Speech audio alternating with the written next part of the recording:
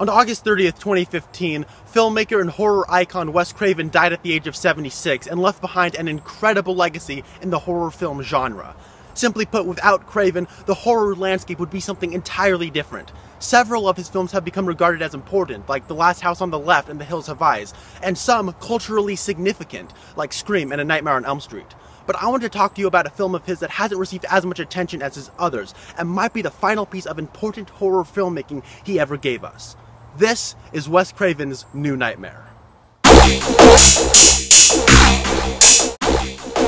Wes Craven's New Nightmare is a 1994 horror slasher movie and the seventh and final installment in the original A Nightmare on Elm Street series. So what's the story this time? Okay, bear with me as I try to explain. In what is more or less the real world, actress Heather Langenkamp stars as actress Heather Langenkamp 10 years after she starred as Nancy in the original A Nightmare on Elm Street, but is now settled down and has a young son. As the 10th anniversary of the original Nightmare draws nearer, she begins receiving creepy phone calls. Her son becomes increasingly disturbed and learns that Wes Craven is whipping up another nightmare, all leading her to suspecting Freddy Krueger is in the real world tormenting the crew of the Nightmare series. Try that for high concept. So, how is Wes Craven's New Nightmare? I think it's really good. Really good. Great even. In fact, I like this movie more than Craven's original. This is in large part due to the premise. Rarely have I ever seen a writer or director have so much fun with one, and with Craven doing both, his grounded, surreal, and playful directorial tones work in tandem with the high concept and multi-layered script so well, it's amazing he pulls it off and this doesn't crumble under its own weight, especially considering this sort of metafictional premise is usually used in comedy today.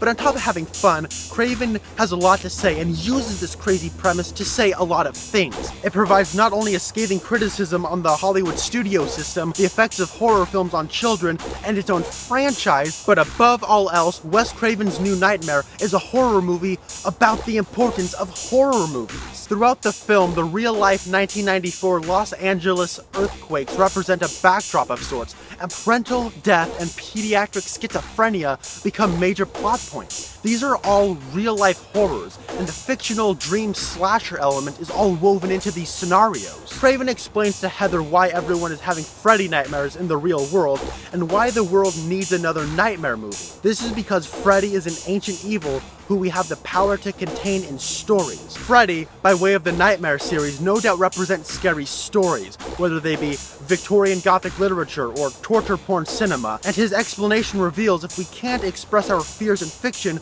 we'll reveal them in nasty ways in the real world. Hence the film's real-world horrors are intertwined with a fiction.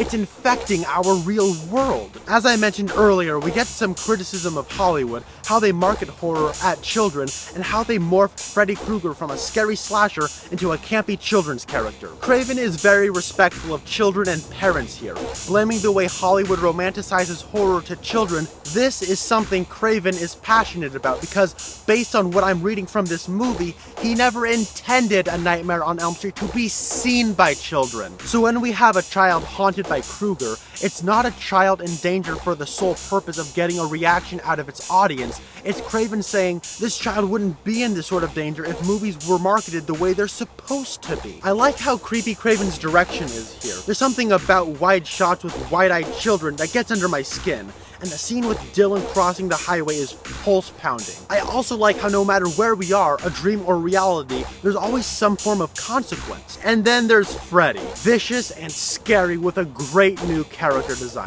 His grisly murder in the hospital and anytime he uses his tongue are personal highlights.